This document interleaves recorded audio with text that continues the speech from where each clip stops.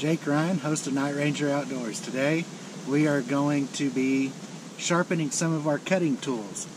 Please stay tuned. I'll be with you as soon as I get everything ready. And we're back. So we're towards the end of this camping set, and we want to make sure that the cutting tools that we've used during this camping set are ready to go for the next set. What we don't want to do is pack everything up, get to our next location, and need those tools and they not be ready for us. So one part of having extremely good gear is taking extremely good care of it and always having it ready when you need it.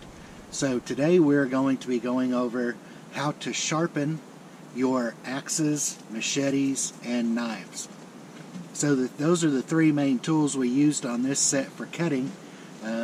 We used our axe for splitting a bunch of wood, and we split a bunch of wood with it. We used our machete for clearing out the area where we set up camp, and procuring some poles for different things here and there throughout the camp. And we use our pocket knife a lot for just general cutting purposes throughout this whole experience. So in order to make sure that those are ready for our next set, I'm going to be showing you a little how I do it. So I know there's a lot of techniques, there's a lot of knife smiths and a lot of people around the world that really have a good grasp on how to sharpen a knife perfectly, but I'm just an old country boy, and I've been sharpening my pocket knife and axes and machete for a really long time, and they've served me really well. So we're going to go through how I do it today. Again, I hope you guys learned something from this, and here we go. So with most all whetstones, they're called a whetstone because they need to be wet to be useful. So I've been letting this Arkansas stone sit in a pan of water for a little while just to soak up the water. It doesn't have to sit for a really long time. A couple of minutes ought to do you really good. One of the main things I use that big stone for is this big cutting edge. So this machete's got a really long cutting surface, and it would take a really long time to sharpen this with a little bitty whetstone or sharpening stone of whatever kind. So this big thick Arkansas stone, it's about 6 inches by 2 inches, and it's got a coarse side and a fine side. So we're going to start off with the coarse side just to knock down any of the little burrs or whatnot that we have gotten on it and get the edge straightened back up again. And then we'll switch over to the fine side to really put a good edge on it. Okay? So there's a couple of ways to go about this. You can take your blade, and I always try and use about a 20-degree angle. So there would be a 90-degree angle. Half of that would be a 45-degree angle. Half of that again would be a 22.5-degree angle. And right there you're going to be pretty close. So if you just go from 90 to 45 to 22.5, and then just a little bit shallower than that, you're going to be close to 20 degrees. And that is probably a well-known, well-documented angle at which you want to put your edge on a knife. So the two different ways of doing this is holding the blade in one hand, the stone in the other, and keeping your blade at that 20-degree angle and working your blade on the stone. Okay? That's one way of doing it. The other way of doing it is holding the blade stationary and holding your stone at a 20-degree angle off your blade and working the stone on the blade. Now for a big long blade like this, and I don't have just a stand for my stone, if I had a stand for my stone, then I could use both hands with my blade and really work the blade well on my stone. But because I don't, I can just use my stone in one hand, hold the blade stationary, and work the stone against my blade. So I don't go up and down the blade like this. That's not doing me much good. If you just go straight back and forth and work your way up and down the blade, that works. But I like to use a circular motion, where I am not only using the stone cutting away from my blade, but on the comeback I'm also cutting into my blade. So I'm both laying the burrs down and I'm cutting them off. Okay?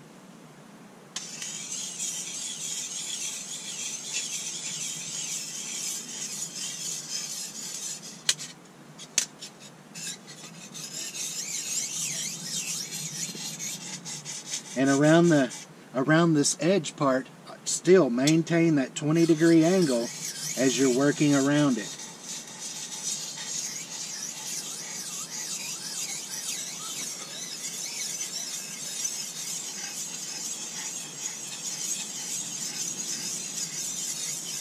And you'll start seeing the blade getting shiny where your stone has worked it.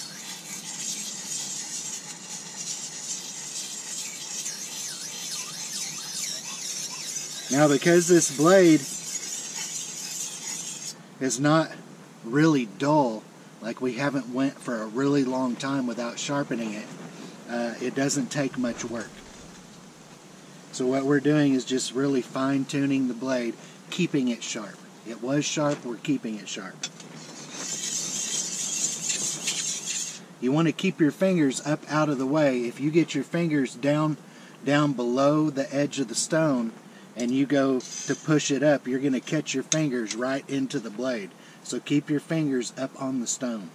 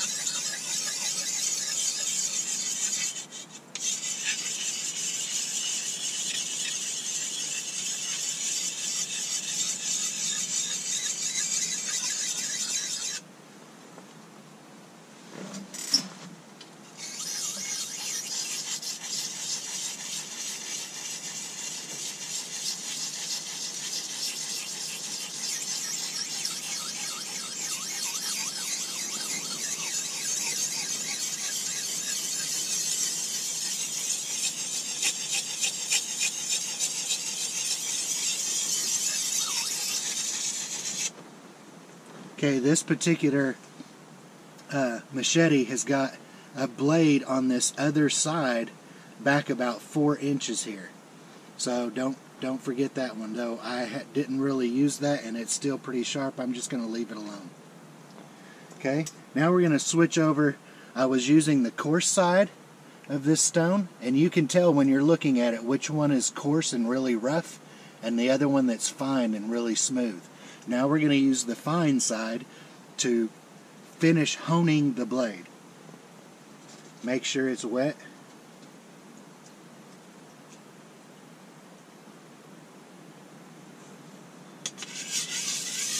And it doesn't take hardly any downward force. You don't have to push the stone into the blade.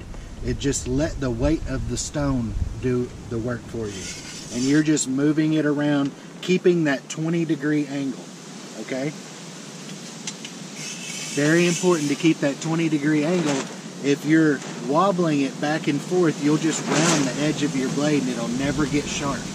You have to keep that, maintain that 20-degree angle in order to put a fine edge on it, all right?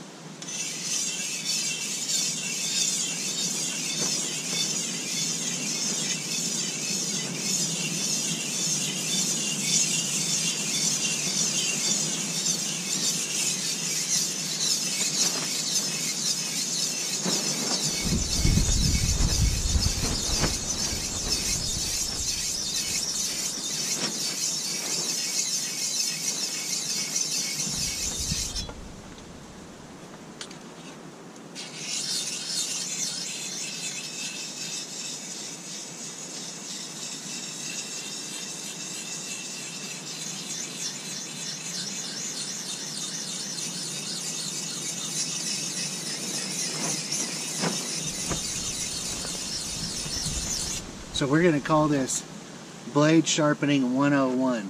I'm not going to go into the different blade shapes, whether they're convex or concave blades, and the different ways of honing those blades and shaping them. We're just using a straight edge for each blade. All right.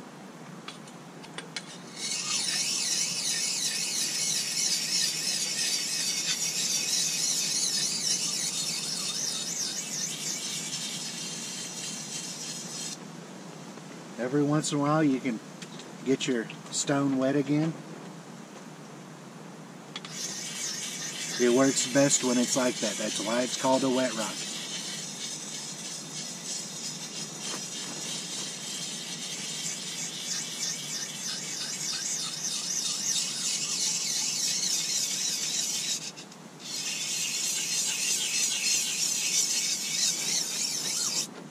Okay, go back to the other side.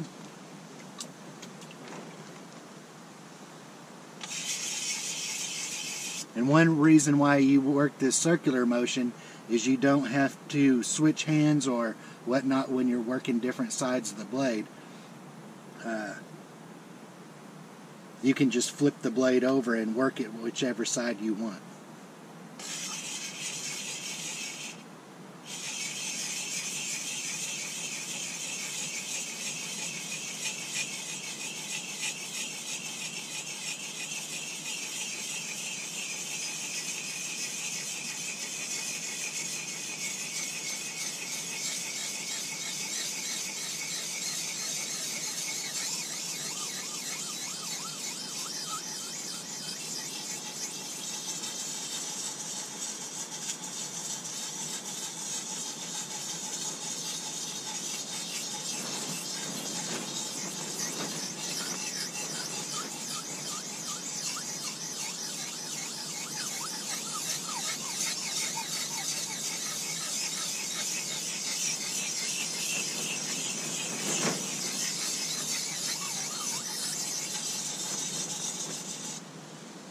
Now, that is the main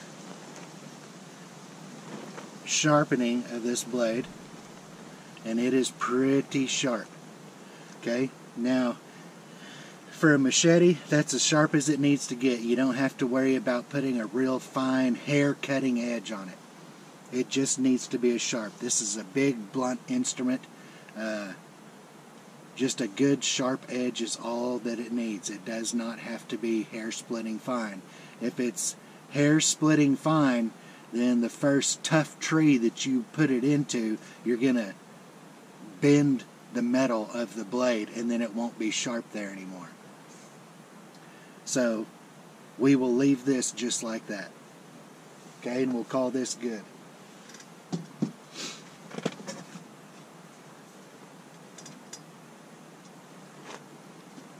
Now, this is my Gransfors Brook small forest axe. And I used it quite extensively on this trip.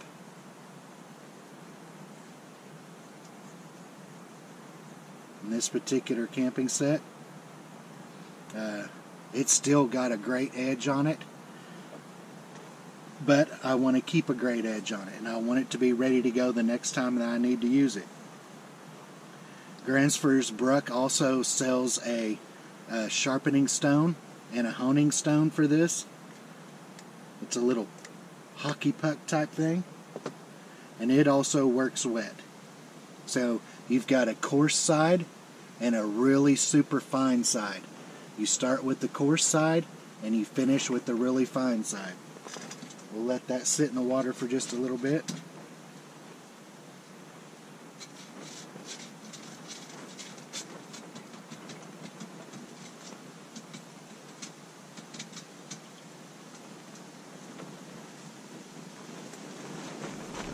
I put it here in this puck because it's easier to work it,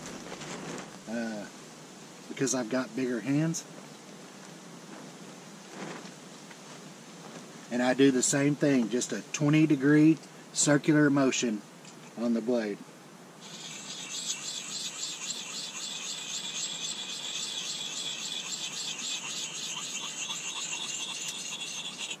An axe is another one of those blunt cutting instruments that does not need to be razor sharp. Again, the first hard tree that you cut into, you'll bend the blade and it won't be sharp there anymore. So don't try and put your axe, get it so sharp that it'll cut the hairs off your arm. It just needs to be a really fine, sharp point, not razor sharp.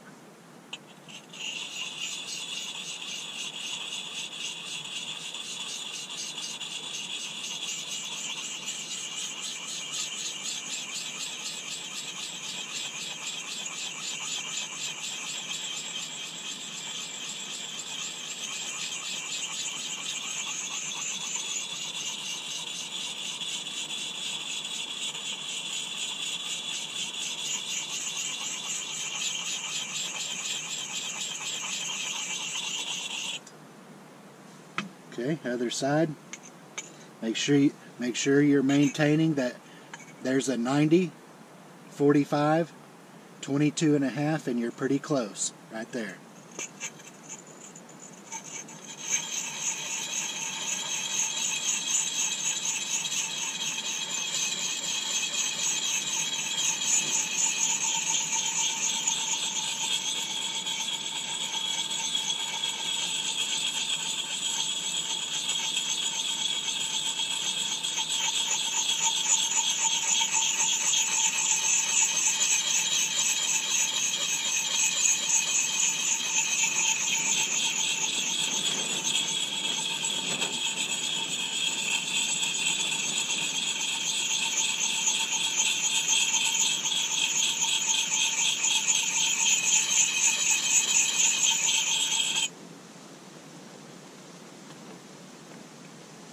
Okay, pretty good.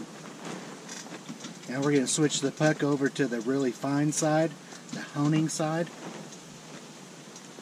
And this particular puck, it's almost as fine as clay.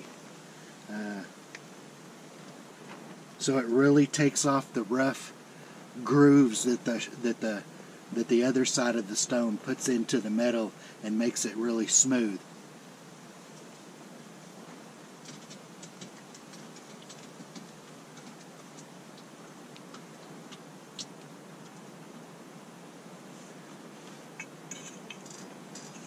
.20-degree angle, 90, 45, 22.5, and you're pretty close. You really notice a difference in the sound.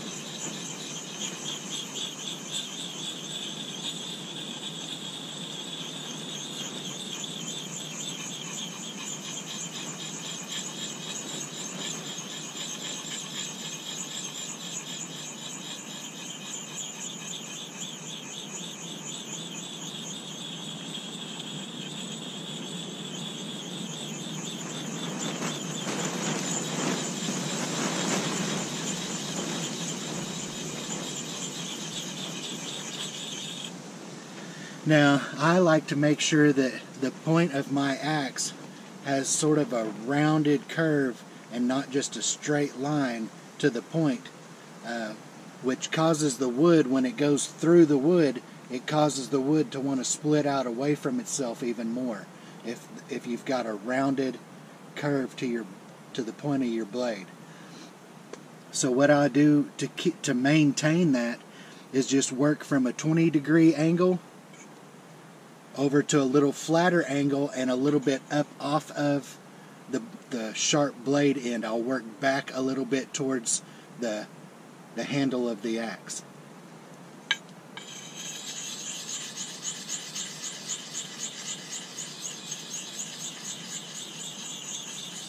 Just working back and forth.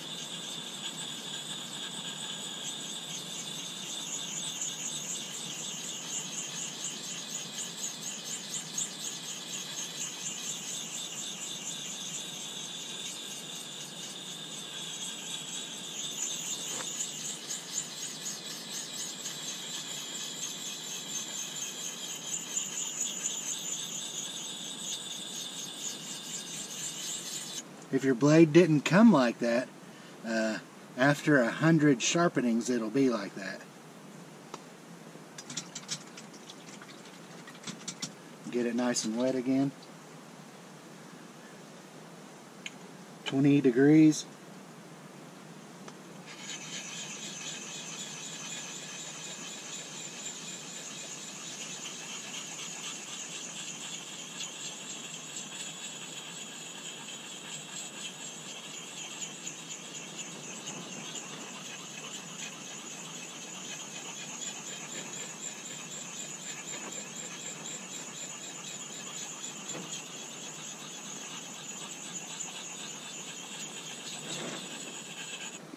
Okay, now that's pretty much worked the very edge. Now we're going to work back from the edge, creating that concave or convex shape. And it's just, you're going from the 20-degree angle down to a little flatter and back away from the cutting edge just a little bit. So you're working flatter away from the cutting edge, and closer you get to the cutting edge, you're turning it more up to that 20-degree angle. Okay?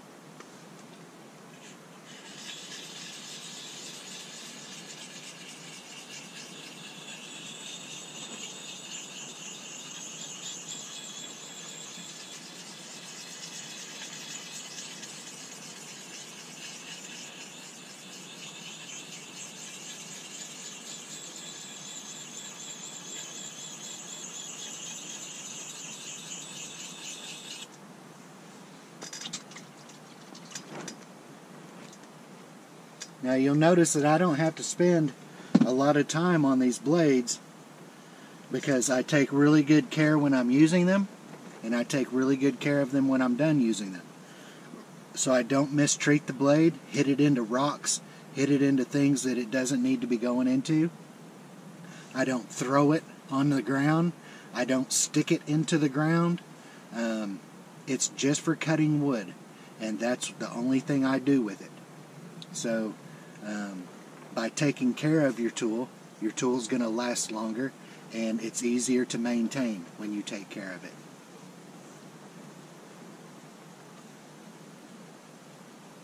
And that thing is ready to cut another load of wood.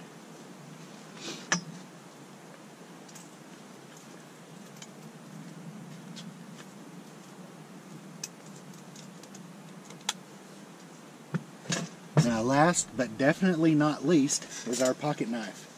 The one we use every day, all day long, for all kinds of reasons.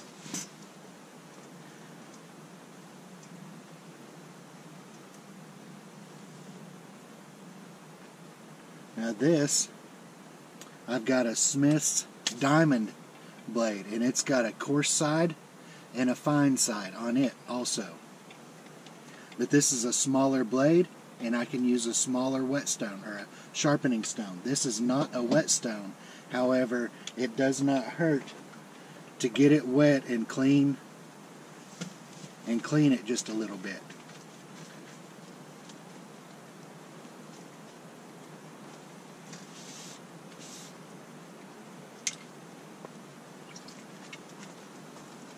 Your sharpening stones you also want to take really good care of. They're also a tool.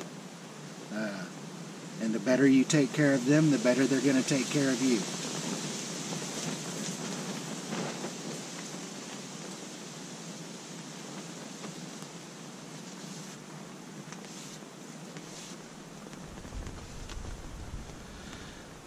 Okay, so our pocket knife we used a lot. We're going to spend a little bit of time, and this is one of those blades that you get razor sharp.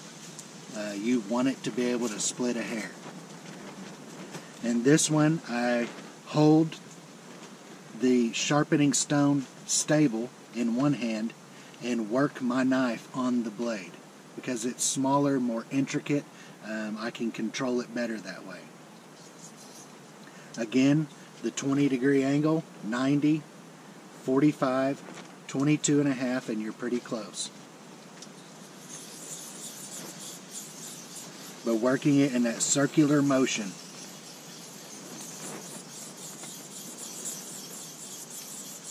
And I'll show you a little technique at the end of this to really get it fine-tuned. But right now we're just working the blade down to where it's all the same, all the same edge. There's no, although you can't see it with your naked eye, if you got a magnifying glass onto this, when you're cutting it into wood and whatnot, you'll bend the very edge. Because you've got it razor sharp, the metal is really thin, and you'll bend the very edge of your knife. And so what you're doing is you're taking that bend out, and you're creating one smooth, even surface again. And this one I do push a little downward force onto my knife because it's so light.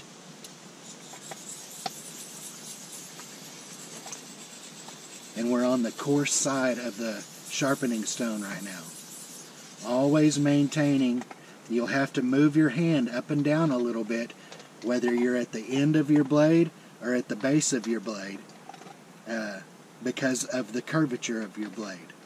You're going to have to move your hand up and down to maintain that 20 degrees, whether it's here or here. So you got to move your hand a little bit. But you'll get good at it, and you'll be able to do that without stopping and changing anything.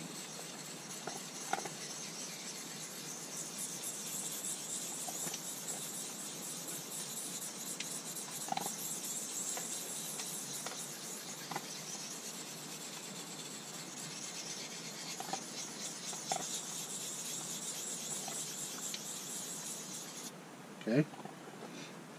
Now we're just flipping the knife over and doing the other side, maintaining that 20-degree angle.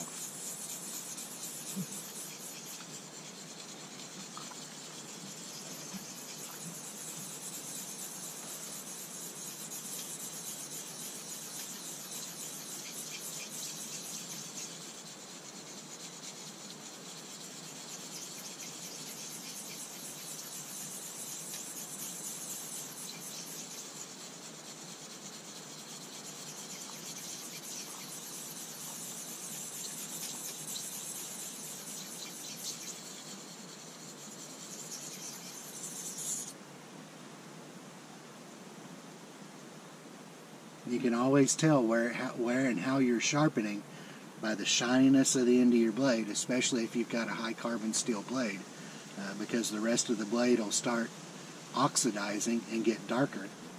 And where you've cut some of the metal off, it'll be real shiny underneath. And you want it to look exactly the same on both sides. If it's not, go back to the other side and work it.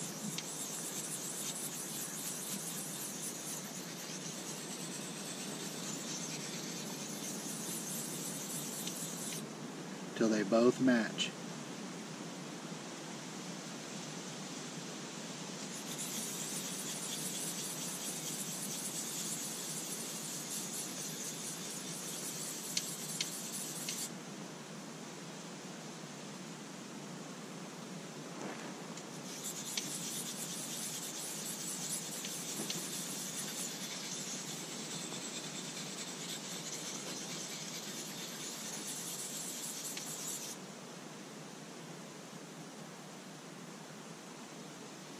Okay, that's pretty good right there. Now we're going to flip over to the fine side. And if I didn't tell you, this is one of those diamond stones. So it's got an alloy that's mixed with real little bitty tiny diamonds that cuts the metal. So now we're over onto the fine side. The fine side, you don't put as much downward force on your knife against the stone. It's a lot lighter force. You're almost just using the weight of the knife blade against the stone. Same 20-degree angle, same motion. Now we're just taking the rough edges out of from the other side of the stone that was put on the blade, and we're smoothing that blade down where it's perfectly smooth.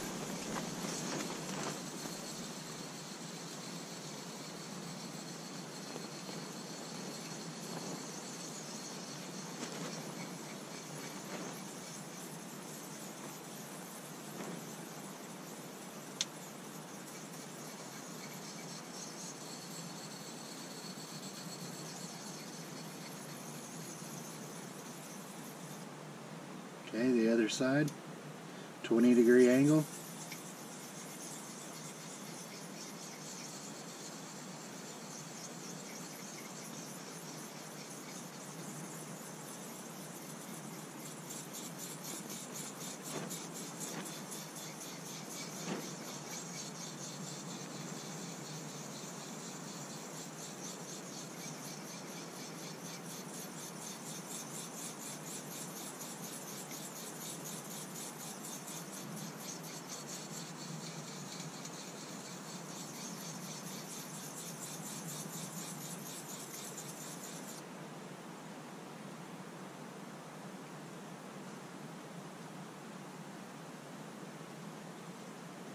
Okay, now we're really close.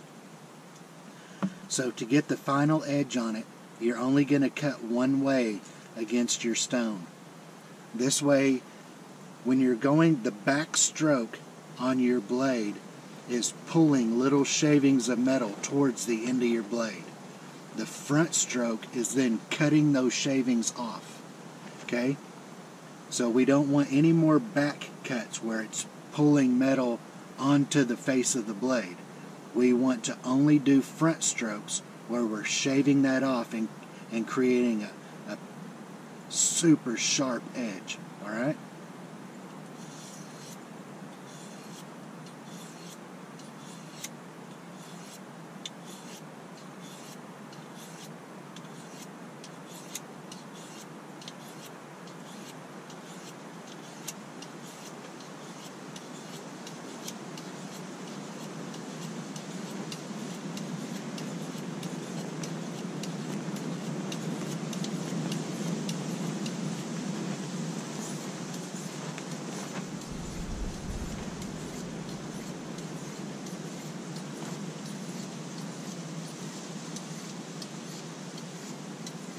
Now I'm pulling the knife to me and taking it off on the back stroke.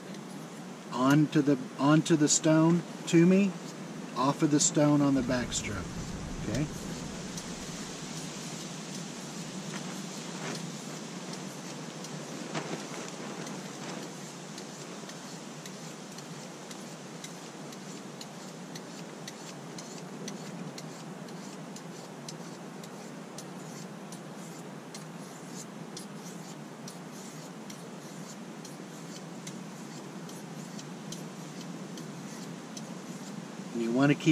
You don't want to sharpen on the edge of the stone this way. You want your blade to be flat up against the stone always. On all these tools, your blade is flat against the stone, okay? Not off of the stone one way or another.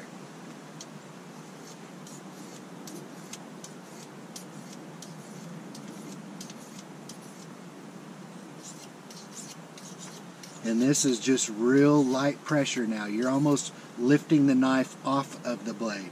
Just allowing a real light pressure on the stone. Here I'm got the blade against the stone, cutting into the blade, then I'm lifting off and pulling back and then putting it back on the stone, cutting into the blade.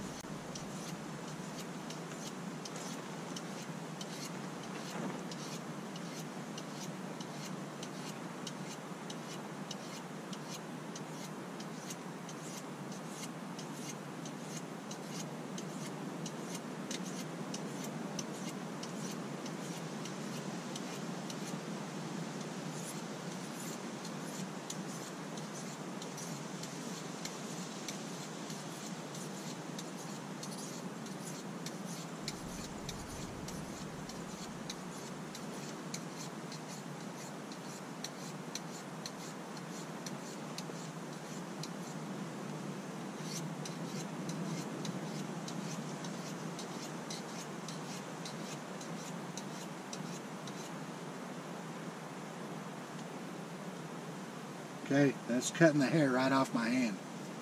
And that's what we want. A very sharp pocket knife. If you've got a dull pocket knife, you're not going to like it. So that's it for that blade. This other blade I use to cut meat, cheese, stuff like that, and it just doesn't seem to ever go dull. So I don't cut rope with it, I don't cut wood with it, nothing. This blade is kind of my kitchen blade, just for cutting meat, cheese, things like that. So I've maybe, out of all the years I've had this knife, I've maybe sharpened this blade one time. So there you have it. When you're done, make sure that you clean your stones off real good, because you left behind little bitty shavings of metal in your stone, and you want to get that cleaned off.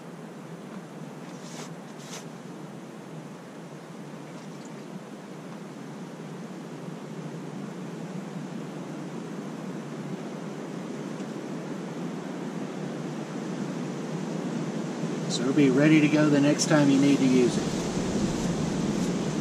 Okay?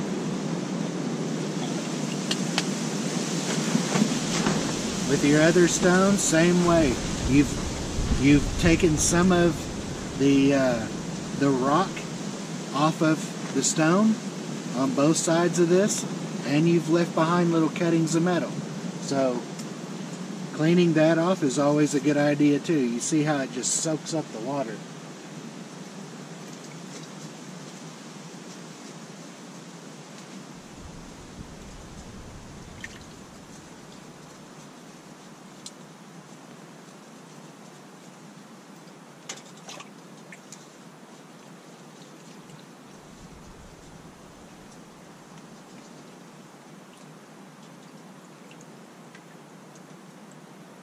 Now we're going to let this stone sit out and dry before we go to putting it up.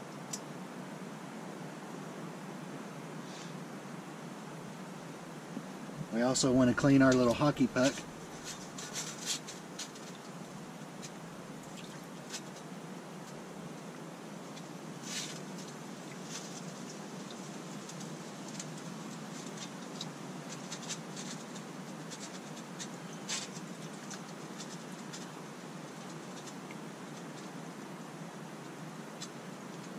You'll be very careful with these things. These stones, if you drop them, they'll break off, and then they're not very user-friendly after that.